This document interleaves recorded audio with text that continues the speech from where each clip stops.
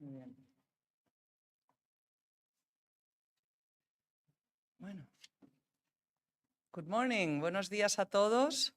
Voy a hablar en inglés porque no sabíamos que el premiado habla y entiende también el español, así que bueno, por cortesía a nuestro premiado, os voy a hablar en inglés. Good morning and welcome and thank you to everyone joining us today here and also those of us who are following via streaming for the presentation of the 4th Young Economists Federico Prades Award. This award aims to encourage, to recognize, and to reward the research of young economists and the role of financial institutions in society, and also to help us understand economic analysis and the impact of economic decisions. It is an award promoted by the AEB Foundation, the foundation of the Spanish Banking Association, whose main goal is financial education in all areas, and of course also supporting economic research. This purpose is shared with the research departments of the banks that are part of the AEB, of the Spanish Banking Association, which serve as major centers of economic thoughts, hubs for talent, and key references in analyzing the economic situation, in identifying relevant trends, and in making short and medium-term forecasts. Ultimately, they are essential for providing solid and clear roadmaps to navigate uncertain times. And we are definitely in uncertain times. In a way, we all follow the path that Federico Prades forged with enthusiasm and dedication as he was head of research, chief economist of the Spanish Banking Association, and very much in contact with all the chief economists of our banks. He was a highly intellectual individual with great humanity and a solid academic background and a constant drive to expand knowledge. He brought together a select group of economists and along with Ángel Laborda co-founded the Economic Cycle Analysts Group. We call it the Grupo de Analistas de Coyuntura here in Spain, and some of us have been members of that group. I was certainly a member for many years, whose meetings and research became a true reference for those of us dedicated to economic analysis. I was part of that group, and I will never forget Federico. I was mentioning this to his son and daughter, walking around the meeting room as he shared with us his views with great passion and eloquence. Federico promoted a rigorous and technical approach to assessing the economic situation and continuously seeking a better understanding of economic dynamics. With this award, named after him, we also seek to understand these dynamics. This year, the winner is Bruno Pellegrino, an economist and professor at Columbia University in New York, for his work, Barriers to Global Capital Allocation. Shortly, Manuel Balmaceda, as a representative of the jury, will provide more details, but I would like to highlight the relevance of this paper, especially in the current context. Bruno's research on the liberalization of the capital market and its positive effects on economic growth and the progress of societies and countries helps us to put into context the effects of capital market restrictions. According to Bruno, this liberalization could lead to significant increases in global GDP, up to 6.8%. It would allow capital to flow towards countries with higher rates of return and reduce disparities between nations. Consequently, global economic inequality would decrease, positively impacting countries in Africa, Asia, and Latin America, which are currently less accessible to international investors. We will now delve into details of this study with a broader global perspective, but allow me to briefly focus on Europe's reality in facing the challenges of this new multipolar order. Every morning, we wake up on this side of the Atlantic, and on the other side of the Atlantic too, by the way, to news on new tariffs and restrictions. And one thing has become clear from all the reports we've seen in recent months and from the European Commission's actions as it starts its new legislature. There is a strong determination to liberalize capital and develop capital markets in the EU. The banking sector is actively working to contribute to this process because we are a crucial sector in facilitating the flow of savings into the capital markets and also access to businesses or enabling businesses to access these markets. Banks will play a fundamental role also in driving the shift in mindset required both for savers and for businesses. And for this cultural shift to happen, financial education will be very necessary. As I mentioned at the beginning, financial education is one of the AEB Foundation's core objectives.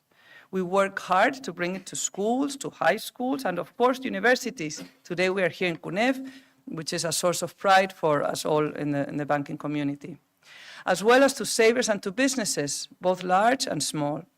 We are convinced that a society with greater financial education is a more knowledgeable, freer society with more autonomous and well-informed citizens. This is also the role and the responsibility of the banking sector to ensure all of this. So thank you very much. Thank you. Congratulations, Bruno. Thank you for all professors and IABM team for being here. Thank you, Tomás, for joining this conversation later from the research department of one of our top banks, of Santander. I will now pass the podium to Manuel Balmaceda, representing the jury for the 4th Federico Prades Award.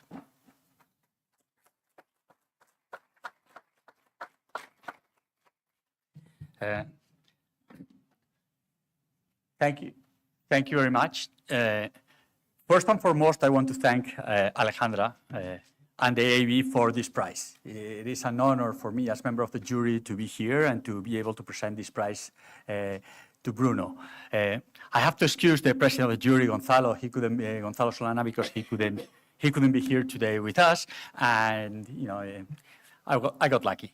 I got the chance not only to speak to you all, but also to moderate a panel with Tomás and Bruno after Bruno's presentation. Right? It's also an honor to present this prize because of the name of the prize.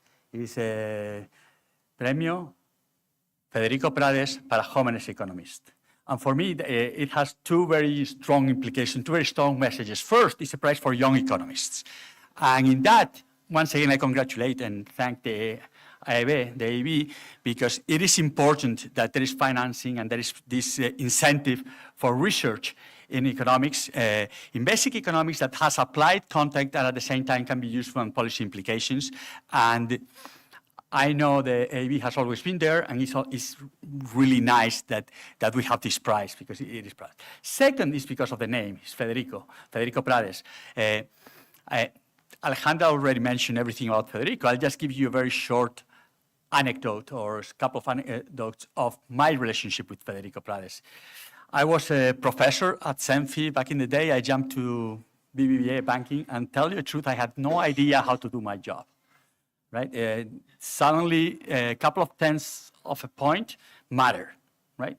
3 and 3.1 were different numbers. For me, they've always been the same. Right?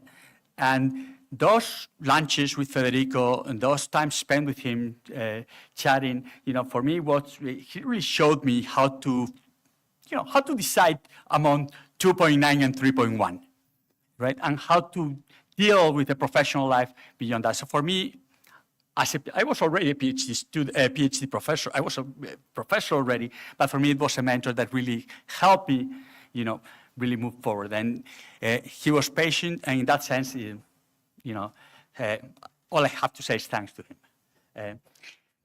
Bruno, congratulations. Obviously, this is an honor. It's the 4th prize, and you come in a line of really, outstanding prizes. The first one was the usability of bank capital buffers, the role of capital of market expectations, which still is a really hot topic. And not that long ago, we had a conference or a talk about that issue precisely at the Institute Español de Banca y Finanzas, because we're still debating that globally. It's something that we're still dealing with, and that paper was really nice.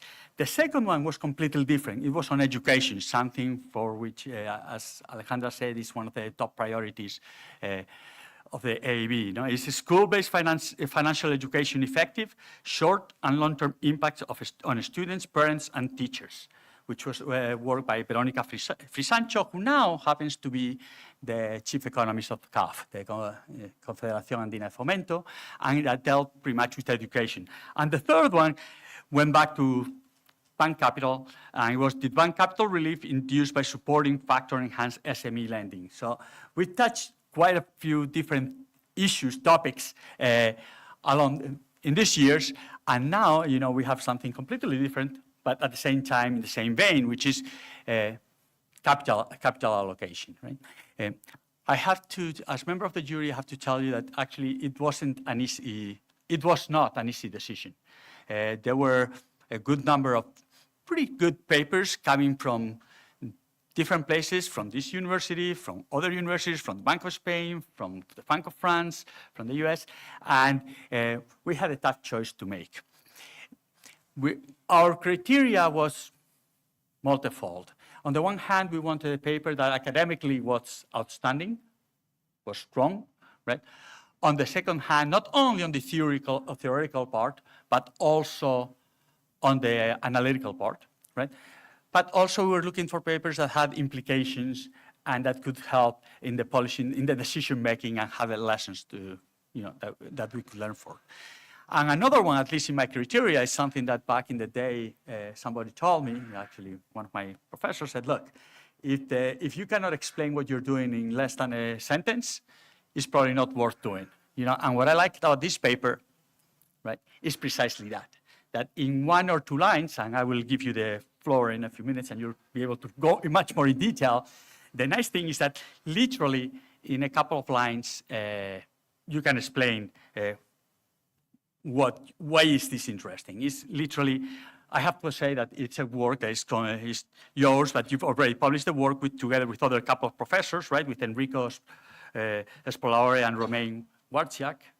Sorry, I'm probably killing the last name, but that's okay, right? And it's pretty good. And the truth is that the main ideas for me is simply understanding cross-border investment decisions.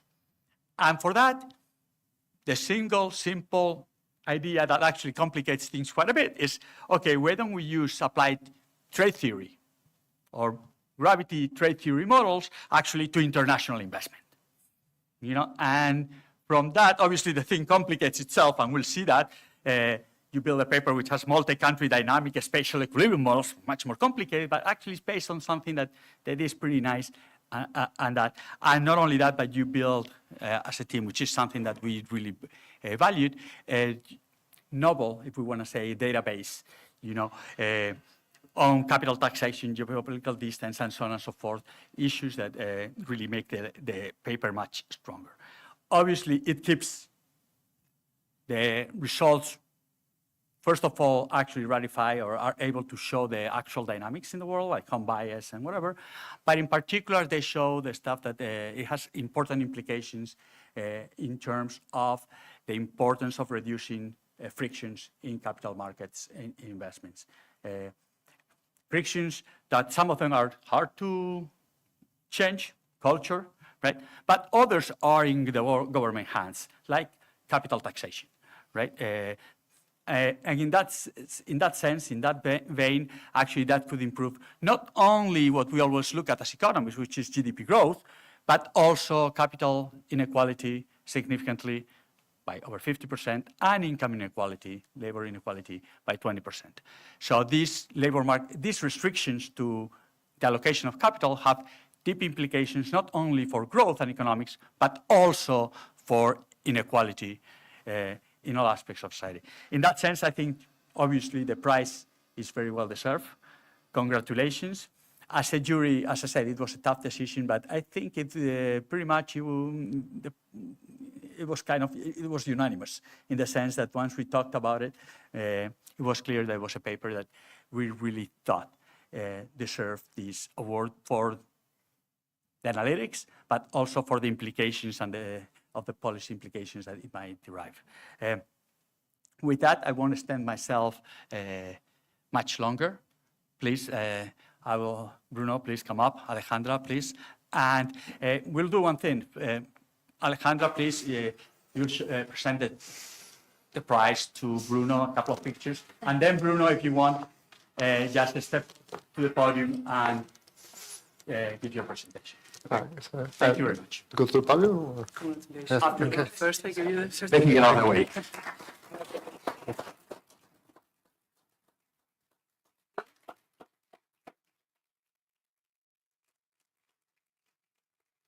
Podríamos hacernos una con la rectora, que son nuestros hostes. Luego, si no. Bueno, una con la rectora también. Sí, sí, rectora. Okay. En el centro, Bruno, ¿no? A lo mejor, ¿qué te parece? Sí, claro. Ponemos al premio. Sí. Luego hacemos más de familia. Gracias.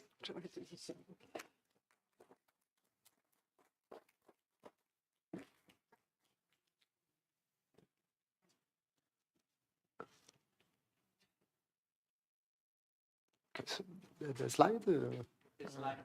Okay, good.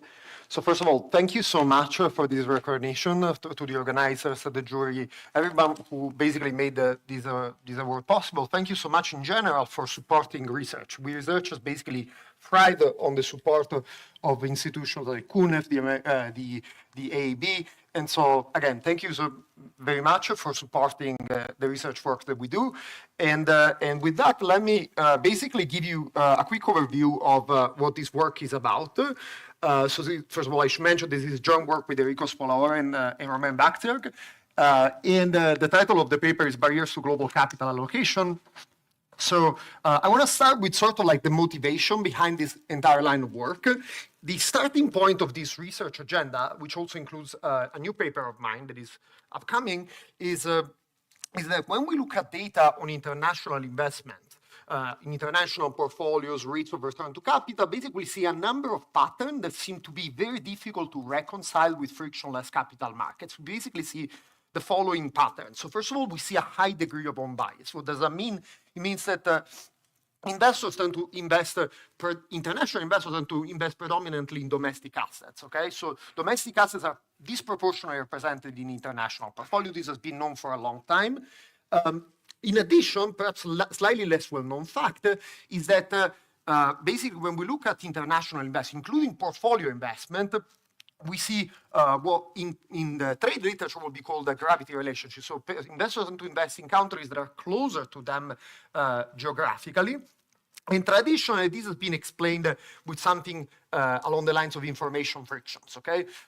In addition, when we look at international data on GDP, capital stocks, we see extremely large and persistent differences in the level of capital per individual. So there are some countries are extremely capital rich, some other extremely capital poor, and this seems difficult to square out with a technological difference across countries.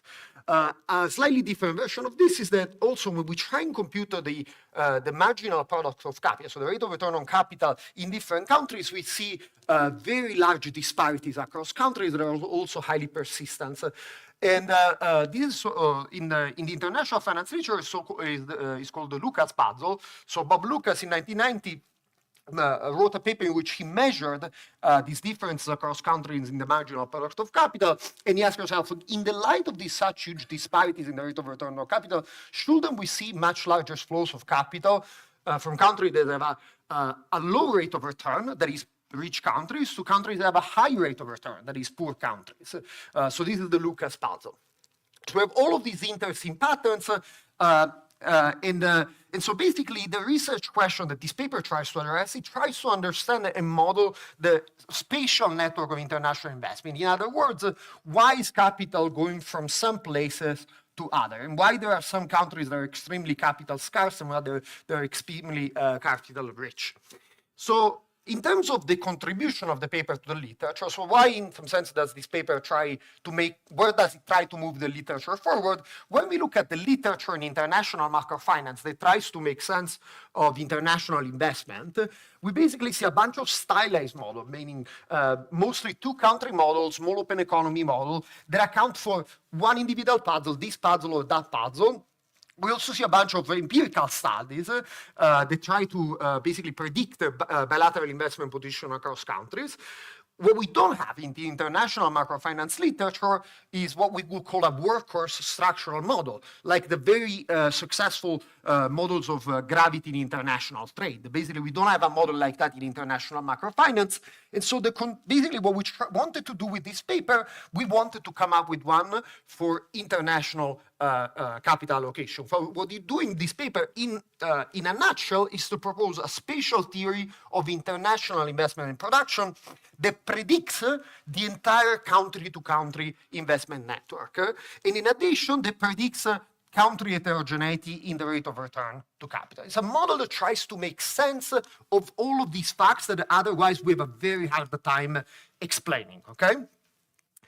So basically, the paper starts from building a model. And so I'm not going to give you the technical details, although I'm just going to tell you basically what are the key features. So in the model, there's going to be a bunch of investors that differ by their origin countries that have to invest their capital across borders and that face a number of investment frictions, okay? And so key to making the model function, we have to measure these frictions. We have to characterize what sort of barriers investors face when they invest in a certain destination country. And so that basically, that explains the title of the paper, which is Barriers to Global Capital Allocation. So one of our contributions in this paper is to actually measure some of these variables that capture these frictions. So we measure 3 key frictions in the data, and basically we put them in the model. So those 3 frictions are, first, we measure bilateral treaty-adjusted taxes on international investment. We try basically measure, if I invest, say, from France to Brazil, what is the effective tax rate on capital that I face after I take into account for the presence of international tax treaties. The second friction that we measure is political risk, which, as been mentioned before, is obviously like very salient in today's news cycle. And the third key friction is basically distance. And here by distance, we don't just mean geographic, but we also mean cultural and linguistic. Also, culture and language have been shown to affect international investment, and we verify that in this paper. So basically, so as mentioned earlier, what we did part in this paper, we tried to make a data contribution. So we created a new data repository where we created new measures of all of these variables, and we shared them for free with other researchers. So we created this website called geopoliticaldistance.org. If you're working on anything related to international trade, international capital flows, or international political economy, you can go on the website, you can download our data. So this is a snapshot of the website. You can try to build a nice website for our data. So we'd be happy if other researchers take advantage of this data. So here, it's a simple, what you're seeing here is a diagram that sort of exemplifies what the model does. Basically, the model has basically has 95 countries. So these are actually real countries. So the model goes to the data country by country, and the model predicts what's going to be the level of investment from any country to every other country. So here, each dot represents the centroid of a country, and the thickness of the line represents how large are the bilateral investment positions between those 2 countries. So this is an output of the model, okay?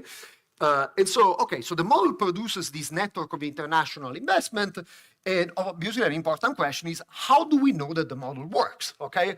And so the first thing that we want to basically take a look at is how well the model does in matching the international portfolio share, that is the share of capital from a certain country that is invested in a different country. So the model makes a prediction over these portfolio shares that we can go and compare to the data. We can get data from the International Monetary Fund and see what is the true investment sharing from a certain country to another.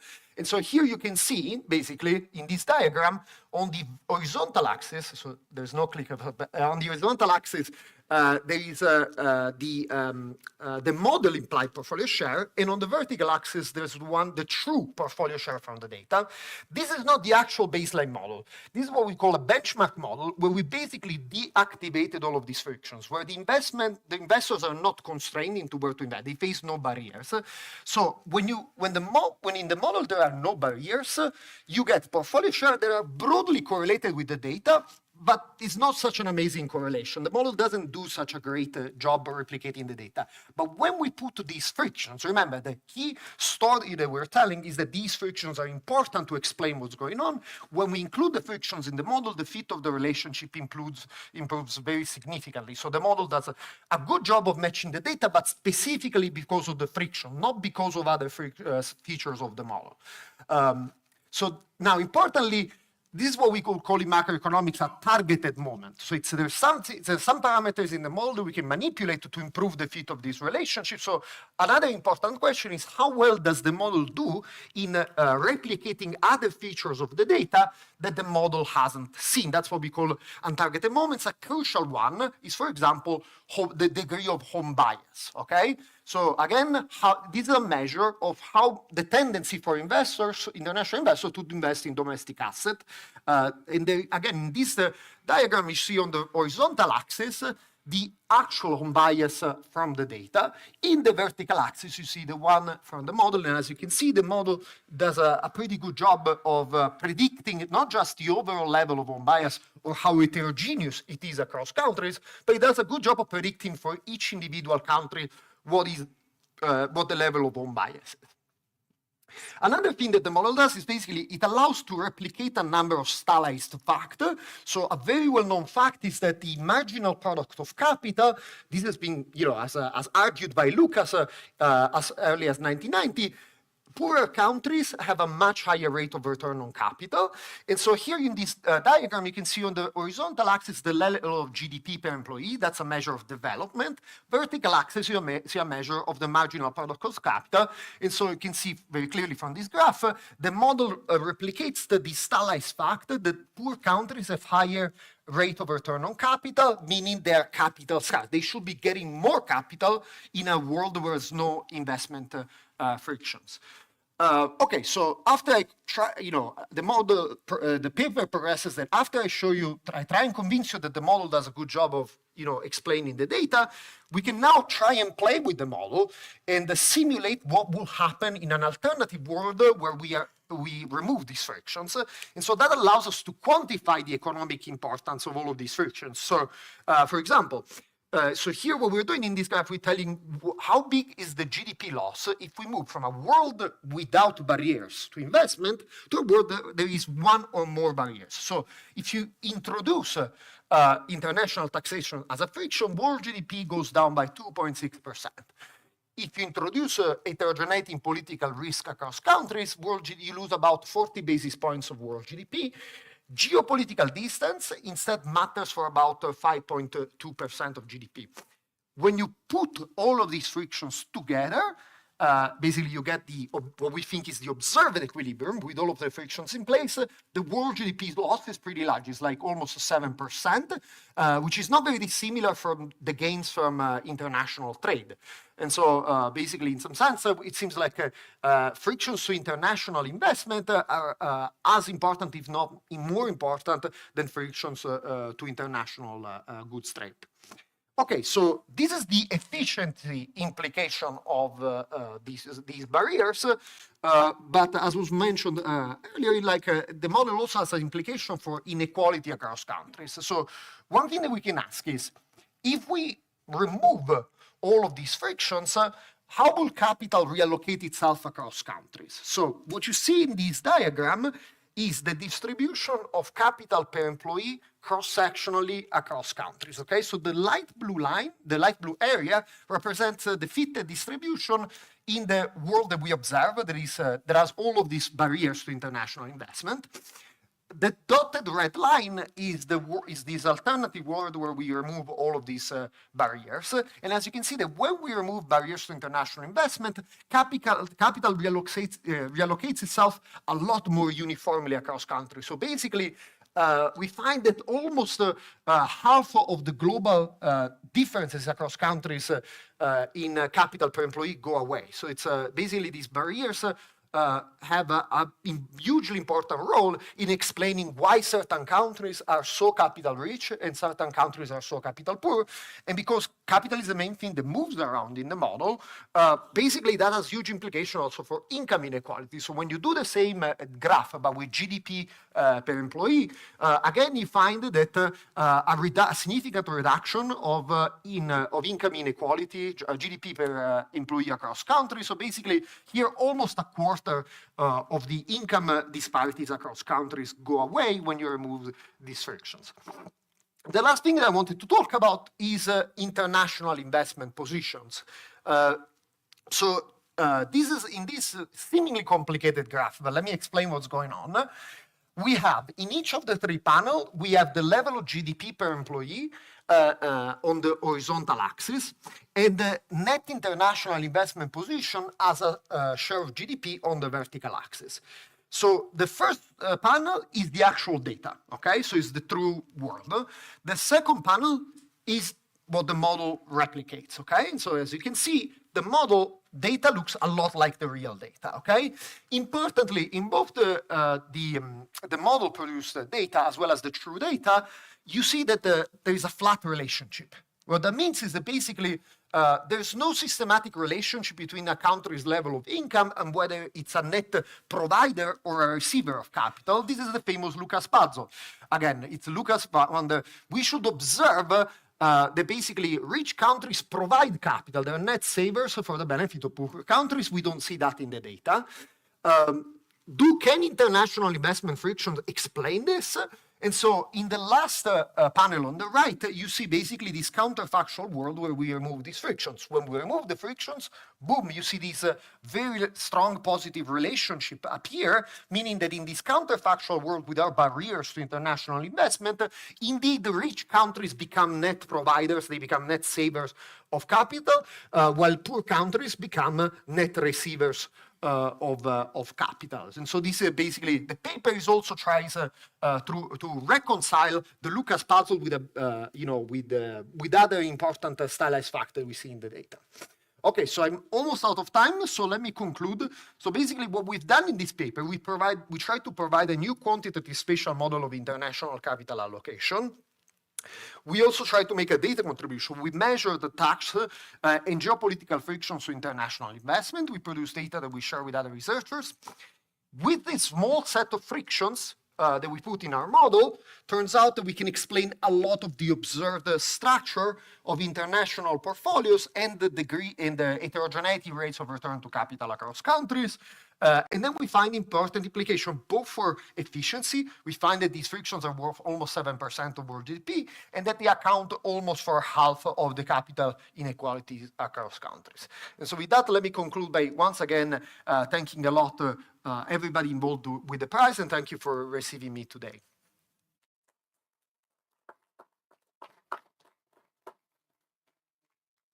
Thank you very much. Now, please.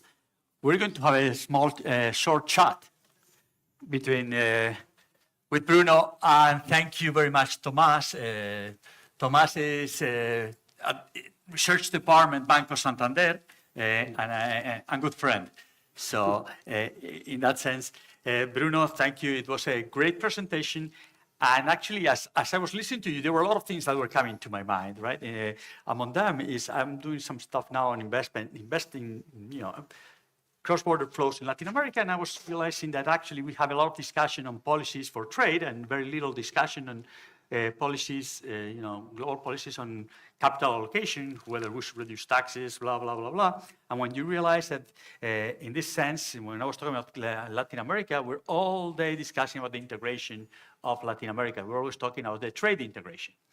However, most of us don't realize that over 50% of cross-border flows in Latin America go to Latin America. So actually integration may be happening actually within, for other reasons, which are investment, and that could be fostered, particularly in a global environment, if policies were taken to help with that, right? So, but I'm going to zoom out a little bit of the model, and we're going to talk a little bit about the world that's going on and what we think of what's going on, right? First of all, as la presidenta Alejandra Kindelán mentioned, the world is changing, and now we've moved from multilateral, trying to, seems like we're all going in the same direction, to increasingly moving apart, right? To what extent do you guys think, whichever of the two, geopolitical tensions are changing capital flows and global growth patterns? To what extent do you think that's going to be an impact? Tomás? Well, if you look at the data, it seems like the geopolitical risk is having a huge impact in capital flows. No, we as Bruno presentation showed, that if you go to that data, 2/3 of foreign direct investment is located in just 4 countries, no, in 4 regions: United States, European Union, UK, and China. And if you look at how they are moving, we are seeing a reduction in the capital flows. No, we have seen in foreign direct investment that between 2005 2017 there was 2.5 GDP capital flows. and it has reduced to 1.5 in the period between 2018 to 2024. No? That it seems like home bias is gaining, and geopolitical tensions are leading to more home bias. No? There are also, I think that there are also other factors. That first, what are the drivers of the FDI today? And they are mostly technological innovation, artificial intelligence. The investors look for countries with high-tech labor skills. And also the attractive of emerging markets, I think they have reduced somewhat because the gap between potential growth against the developed world has narrowed a little bit, no? But they have still, the demographic bonus, but it's also fading in the next two decades. There have been also positive things, no? That like institutional frameworks have improved in emerging markets, and we have seen very much resilient capital flows and in the last economic shocks, and also in the increase of interest rates that in the US that normally had a result in very volatile capital flows to emerging markets. And I think there has been mainly four important advances in first, floating exchange rate regimes. That second, the development of capital markets, domestic capital markets in domestic currency. Also, the central banks have accumulated reserves, and they have been much more proactive to inflation, and all of these things, and also more orthodox fiscal policies that have made more resilient. But the truth is that we are seeing that home bias and geopolitical geopolitical frictions are having a quite impact in FDI, and it's very difficult to see capital flows leading to a catch-up from emerging markets in these days. No? Bruno, we're going to touch on some of those things because I think we're going to talk from Europe, US, and so on. But something comes up from the results in your paper. To what extent some countries are really uninvestable because of their perception politics? Or furthermore, what's going on in terms of geopolitical risk and these tensions? Are we moving towards let's say, a more unequal global economy, or just a completely different one?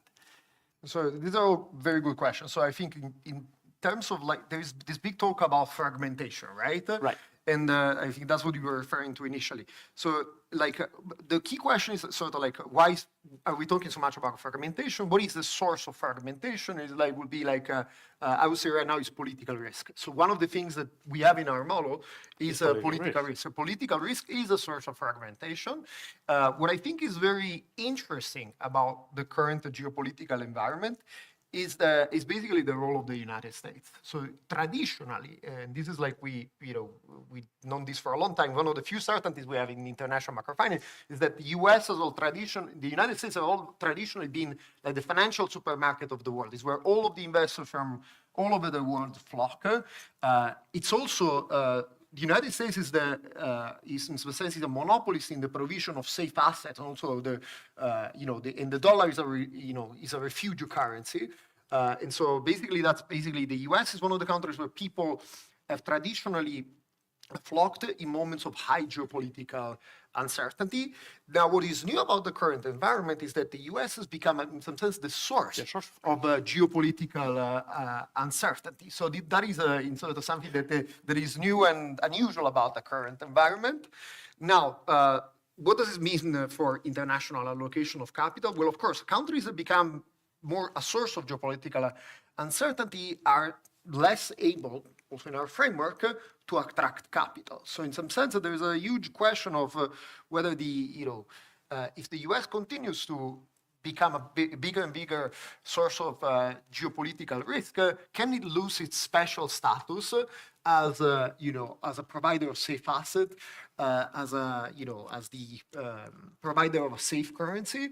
It's a huge question. It's a it's a $1 trillion question. So I think we are still quite far from that. But you can imagine that if this period of geopolitical uncertainty coming from the United States goes on for a very long period of time, there could be a consequence for the special status of the US dollar and the US safe assets. That's partly what China is banking on. But let's talk about the US, and let me go back to you then. But the US seems to be banking precisely on this fragmentation in the sense because they feel that they benefit from it. Is that going to be your new long-run equilibrium? If that's the case, what should the rest of the world do, right? We know that in trade, there's, depending on your size, there are different responses. What should we do? Compete, align, resist? So what do we do in that environment? Is it, because in your model, you have global impacts.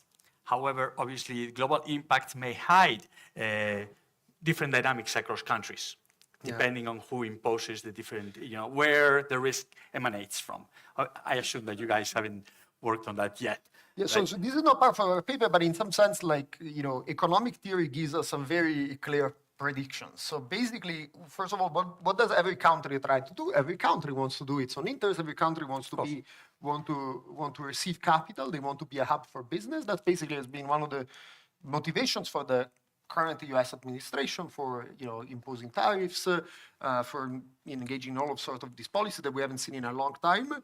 But the reality is that all of the other countries want to do the same. So basically, international relationship, international trade negotiation is basically how we overcome this prisoner dilemma in international politics. And so basically, there's either we adopt a repeated game mentality, which is what allows us to reach a cooperative equilibrium.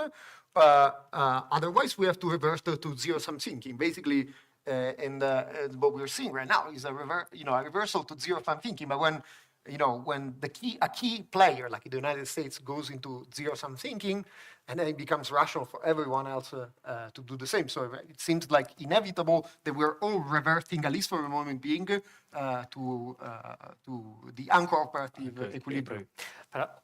You're right. I always say... Sorry for being so negative. No, that's okay, because the world is what it is. Sorry.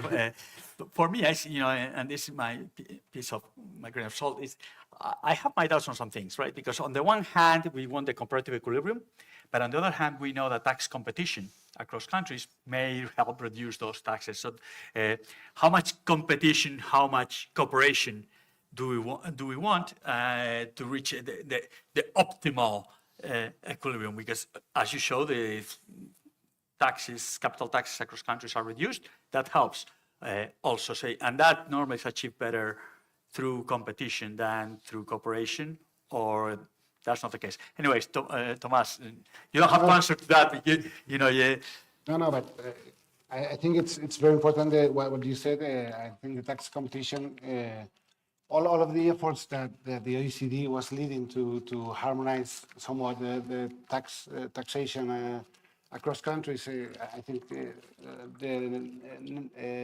U.S. administration has withdrawn from this agreement, so that's not good news for sure. And it's true that we are all looking at what the U.S. finally do. No, we are all expecting to the next Wednesday Liberation Day and see what of the current proposition is a negotiation and what is a strategic for the U.S. But it's as you said, I agree that the other countries should respond in the same manner. No, that we are going through a suboptimal solutions, and it doesn't seem that efficiency and globalization is on the table right now. And what about Europe? Can Europe? We talk the talk, but can we walk the walk, as the Americans would say? we talk, there's a lot of rhetoric about the strategic autonomy, whatever that means, defense, economics, but at the end of the day, we have huge internal barriers. So are we moving fast enough in those changes that will allow to complete the single market or build the market single, banking union, capital markets union, Well, removing internal barriers? Where do Yes. we stand? Yeah, I think that this should be a wake-up call for Europe, not to advance in the single market. As the IMF research shows, internal barriers, as you said, it's like internal barriers are like 44% tariffs on goods and 110% tariffs internal for services. So there's a huge road for Europe to increase in efficiency. I think two main steps now we are seeing. Well, one is fostering the capital markets union, and also I think we always defend the need of a complete banking union. No? There are two main steps to go forward. And well, as you see, in the last weeks, we have seen some advances in the capital markets union. Now is the saving investment union.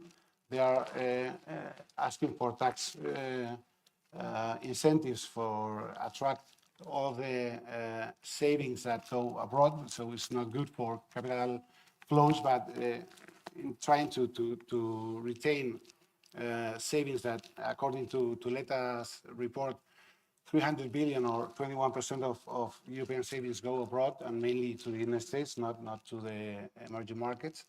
And well, now with this strategic autonomy, there are a huge needs of financing, in defense, but also in green and digital transformation. So, and fiscal position is quite tightened. So I think the only thing to do is to increase, to go forward with single market and also to attract investors for Europe. No?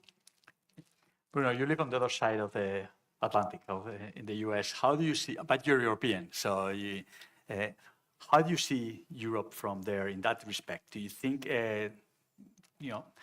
Draghi, Letta, both Italians also, right? We have all those proposals on the table. It's complicated. So the European Union has been dealing with a number of challenges for now. We're talking decades. Sluggish productivity growth, low rates of innovation. I think that the Draghi report was quite refreshing. It brought renewed light on a number of issues that, in some sense, we knew about for a very long time, but we had chosen basically to ignore. I think one issue that we have to be mindful about in Europe is that we think there seems to be like an idea in the European Union environment is that the way that we solve problem is by regulating more, coming up with new regulation, new direction.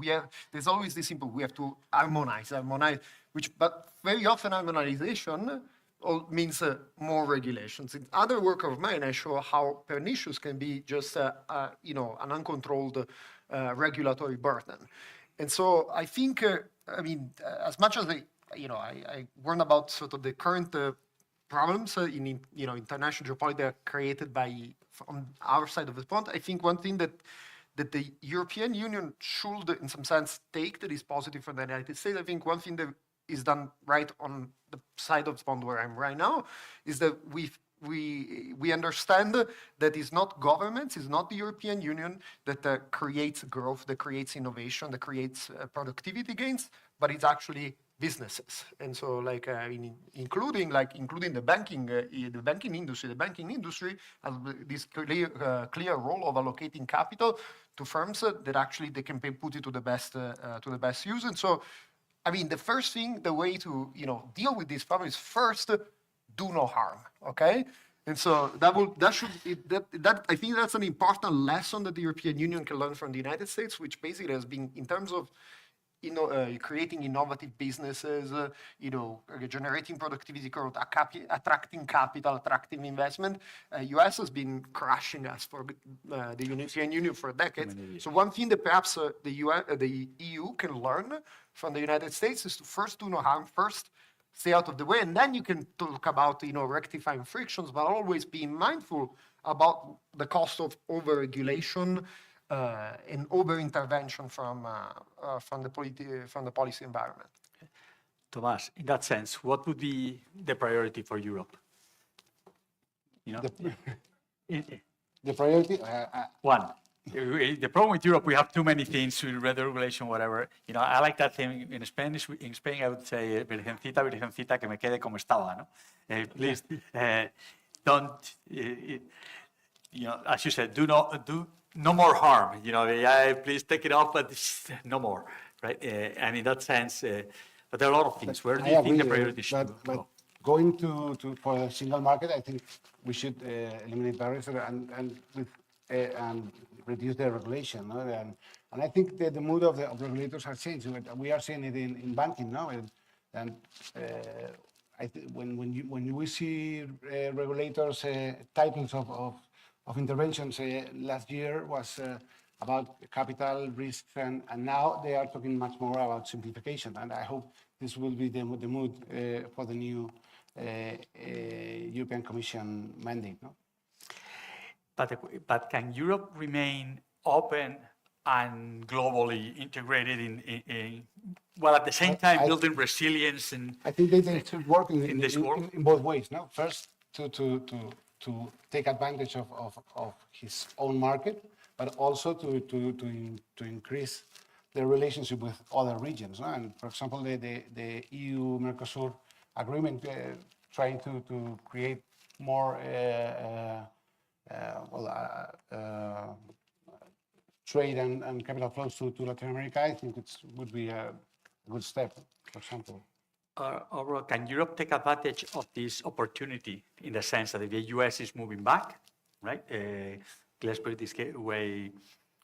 I wanted to say enemies, but not the adversary is becoming more adversarial with a lot of, let's say, friends globally. To what extent can Europe benefit from that? Or benefit to the extent of, not obviously it harms everybody, but benefit to the extent that it could occupy the space. It opens up the space for Europe to step in. It's a good question. So first of all, to the extent that you see the world as a zero-sum game, to the extent that the US isolates itself, in some sense, basically think just about capital flows, everybody else gains when the US closes. So in some sense, that's mechanically true, but I think it's, the reality is much more complicated. And, I think that a big part of the good fortunes over the decades of the US and EU came from from cooperation. So, I mean, it's not as much that the EU can benefit. So I don't think this situation benefits Europe. It's just that the EU has to do the best that they can in the current situation. And so yeah, I think the general idea is it's not good, but the EU can perhaps take actions to at least mitigate the economic damage from these deteriorating geopolitical relationship for the US. Yeah, I agree. For me, it's like Europe has to fix its house first, right, and prioritize that, and then focus on everything else. Not finding excuses outside for not doing what you need to do at home, right? And we keep finding reasons not to do what we need to do locally, and that's always a big problem. Let's bring in Latin America and emerging countries into the picture, because you mentioned before, the treaty with Mercosur, whatever. How are emerging markets, and particularly Latin America, obviously in Latin America, because for us, Spanish companies and Spanish banks is a top priority, and if I look at their model, I saw a lot of lines going from Latin America that went to Spain, and part of the reason is your third friction, which for us is much lower, which is cultural, linguistic, and regional. So that for us is very important. But to what extent are they well positioned, these emerging countries and Latin America, in this new environment? Well, as you know, we Spanish banks, we have invested in Latin America in the last 3 decades, and we still are very confident on the potential of Latin America. They still have great competitive advantages in commodities, and energy, food, cereals, metals, and also they have a great labor force and an increasing middle class. So I think, but they should still go on working on improving the institutional framework, and also to take some structural reforms to boost potential growth. But we think Latin America should play an important role, and I think it should it's in a good place in the geopolitical play. But Any thoughts on Latin America emerging markets in particular, because they are pretty much the motivation for your work was precisely emerging countries vis-a-vis investment in emerging countries vis-a-vis. So I will make I think 2 important parts of the emerging markets world. One is China. Yeah, obviously China has been trying to make itself more central to international commerce, international investment, and in international relations. And so in that sense, like China has been for the longest time trying to, in some sense, to gradually replace the United States, in this very central position to international trade, international finance, international relations. So this situation clearly benefits China's agenda.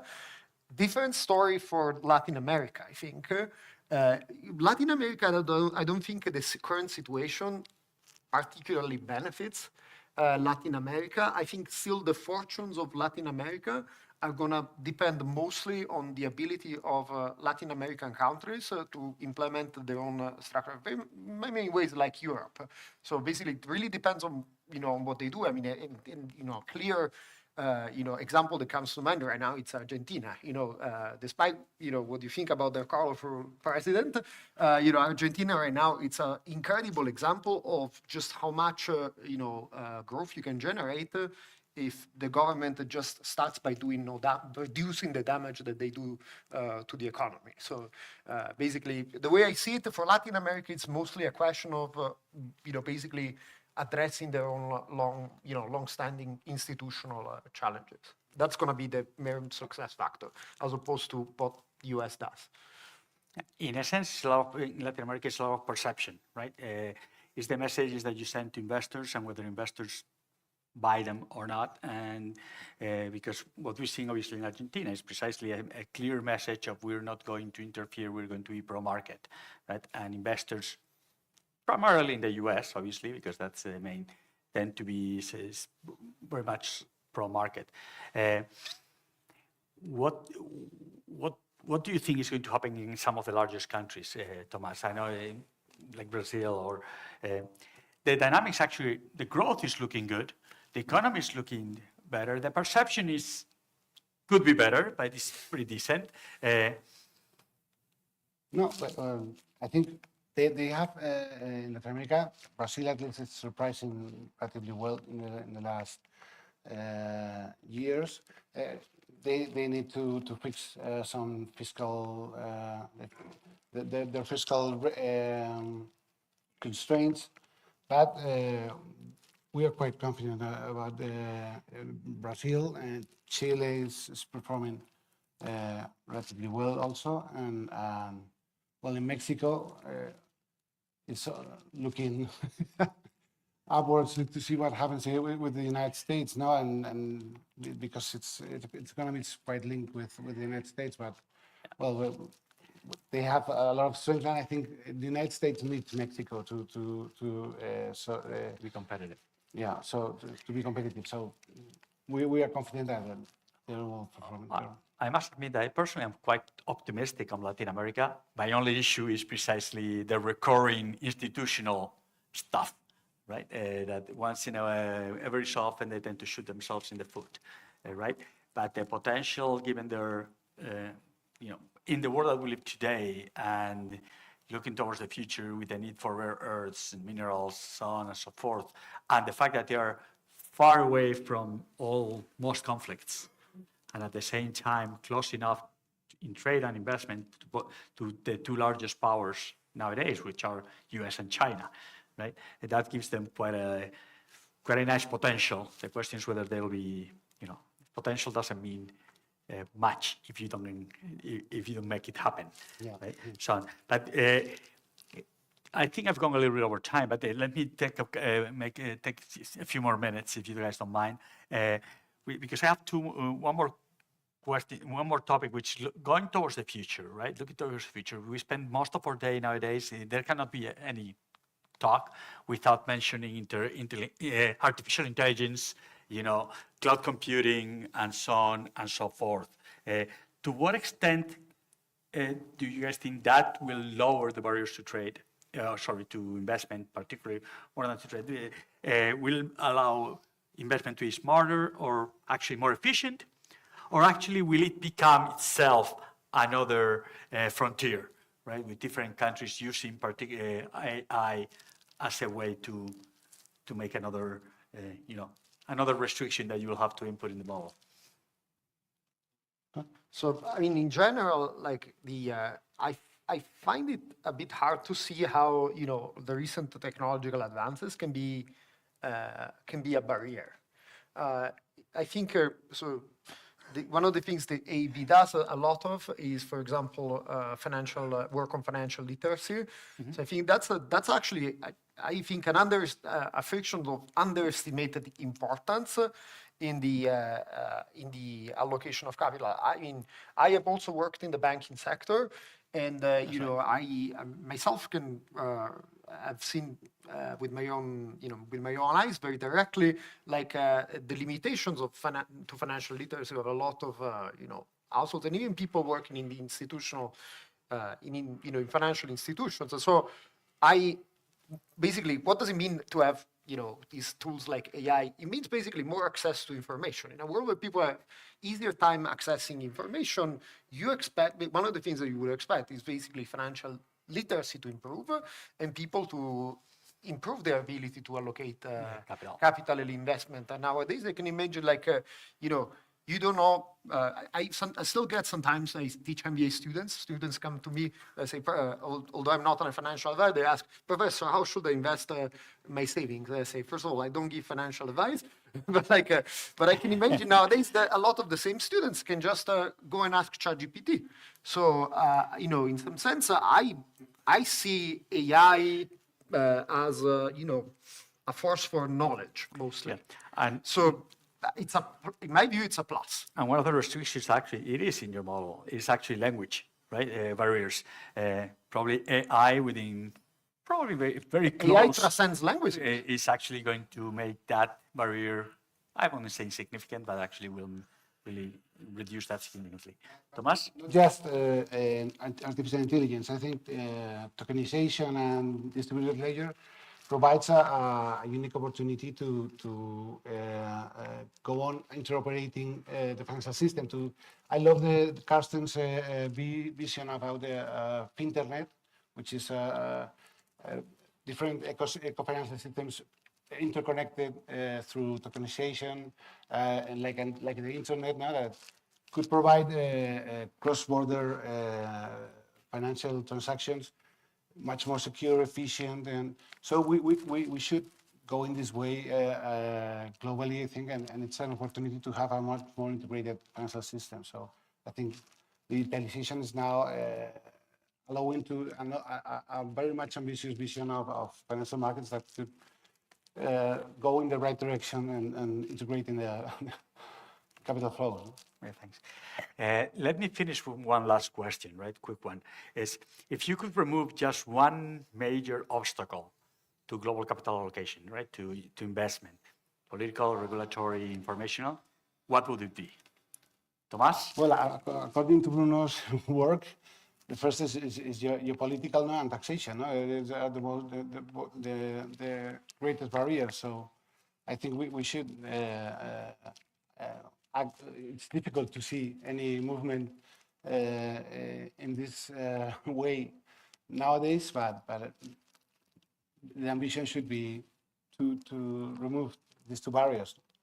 And so my answer, in the light of my work, will depend on basically what view you take of the role of culture, geography, language, because here in the literature, and this is something that I'm open, we do not resolve in this paper, there's been two traditional views about what these variables represent. What is the exact mechanism by which they hinder some people?